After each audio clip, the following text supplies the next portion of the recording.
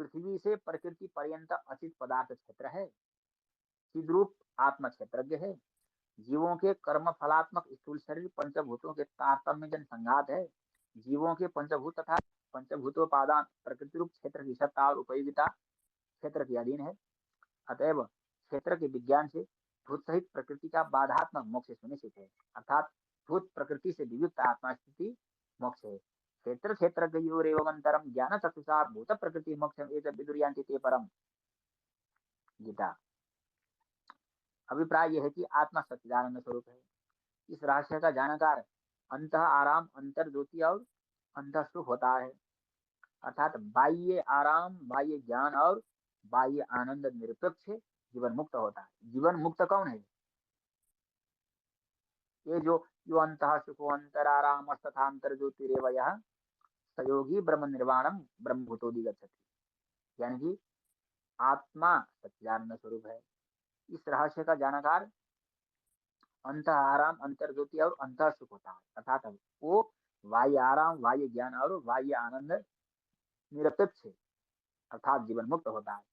जीवन मुक्ति के लिए ममता, अहंता तथा विषय लुप्तता तथा बहिर्मुक्ता का त्याग तथा राग, रोष और भय मुक्त जीवन अपेक्षित है। तदर्थ इंद्रिय, मन और बुद्धि का निग्रह अपेक्षित है। यो अंतः सुखो अंतराराम तथा अंतर ज्योतिरेव यह सयोगी ब्रह्म निर्वाणम ब्रह्मभूतोदि गच्छति। जितेन्द्रिय मन और बुद्धि मुनिर्विमोच्य परायणः विगत इच्छा भय क्रोधो यह सदा मुक्त एवं सह। गीता। उक्त भगवत वचनों के अनुशीलन से ये तथ्य सिद्ध है कि अनात्म वस्तुओं के अनुरूप आत्म मान्यता का त्याग कर आत्मानुरूप आत्मा स्थिति क्या है? मुक्ति है। मुक्ति हित्वान्यथारूपम स्वरूपेण व्यवस्थिति स्वरूपावस्थिति मुक्ति।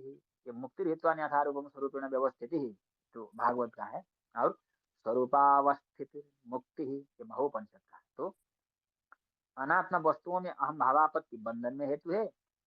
शुद्ध सन्मात्र संबित स्वरूप प्रत्येगात्म तत्व है। अज्ञान प्रभव राग द्वेषादि भावों के वशीभूत न होने वाला मुक्त मान है। चित्त संज्ञक दृश्य प्रपंच में चित्त का निमग्न रहना, न भूतो न भविष्यति की कहावत को चरितार्थ करने वाला क्या है? मोह है।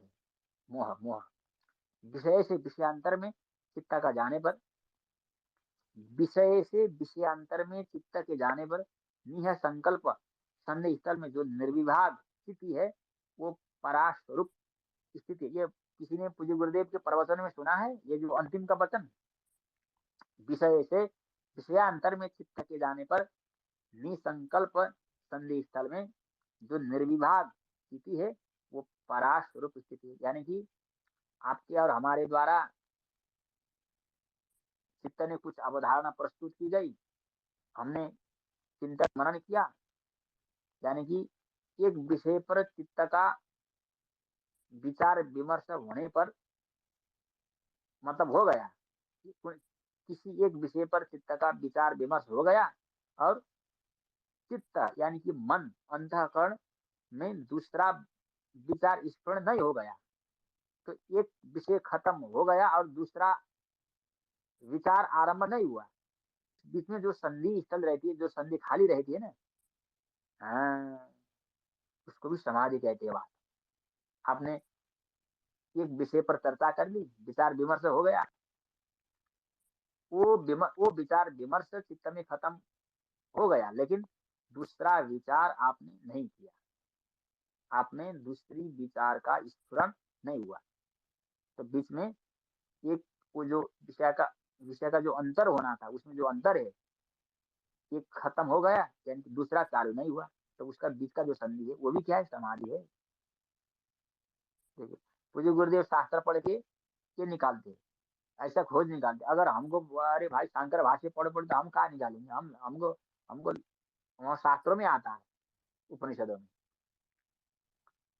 लाख कल्प मिले आपको, और हम फिर भी हम स्वयं पढ़ के वो नहीं निकाल पाते हैं, क्योंकि वो शास्त्रों में लिखा हुआ नहीं है।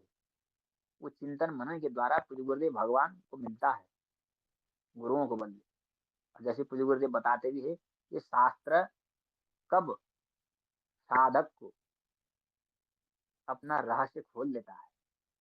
यानी कि शास्त्र केवल पढ़ने से काम नहीं होता, क्योंकि शास्त्र चेतन है। शास्त्र कब वो पढ़ने वाले के प्रति, साधकों के प्रति अपना समग्र रस रहस्य उस शास्त्र का विज्ञान का अभिव्यक्त कर दे, वो पता नहीं। वो शास्त्र पर की पढ़ने से कम और श्रद्धा से ज्यादा।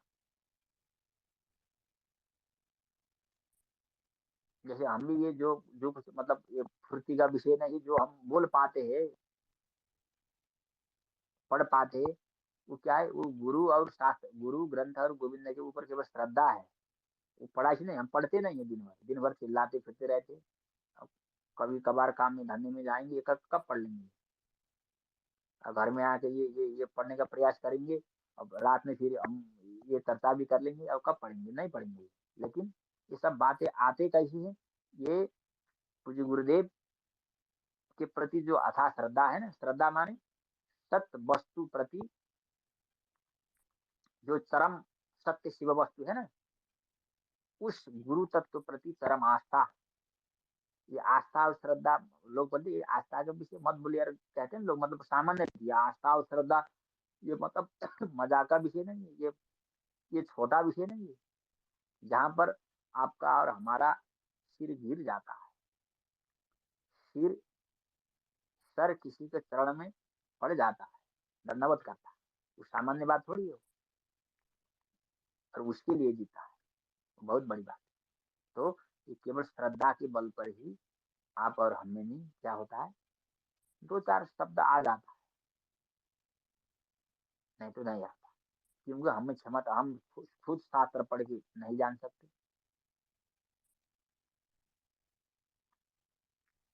तो इस प्रकार स्वरूपावस्थितिर मुक्ति तद्भ्रंशो अहत्वो वेदनम शुद्ध सन्मात्र संविते स्वरूपान्न चलन्ति ये रागद्वेषादयो भावांस्तेषां नागतो संभवः एह स्वरूप परिभ्रंशस्थित्यर्थिति मज्जनम् एतस्मादपरो मोहो न भूतो न भविष्यति अरथादरथान्तरं चित्ते याति मध्ये तु या स्थितः सधोस्त मननाकार स्वरूपस्थितिरुच्यते। महोपनिषद। मोक्ष को पुरुषार्थ गहनता से बचाने के लिए पुत्रेषणा, वित्तेषणा, लोकेषणा, मल सहिष्णुता, विक्षेप सहिष्णुता, आवरण सहिष्णुता, प्रमाद अहंकार, हरि गुरु विमुक्ता, द्वैत सहिष्णुता, श्रवण मनन निधिध्यासन में परांगमुखता, निर्गुण निर्विशेष के अस्तित्व में अनास्था, परमेश्वर की परोक्षता, आत्मा की परिचिन्नता तथा असच्चिदानंद रूपता की मान्यता रूप 15 दोषों का परित्याग परम आवश्यक है। तो 15 प्रकार के दोष जिसके द्वारा अतिक्रमण किया गया, जिसके जीवन में इस किस्म की पूज्य गुरुदेव द्वारा बताई गई 15 प्रकार का दोष का निरसन हो गया, बस उसके जीवन में ही मोक्ष, मुक्ति रूप वो भगवत तत्व का प्रस्फुरण हो जाता है। तब वो सदा के लिए माला माल हो जाता है, और कोई उपाय नहीं।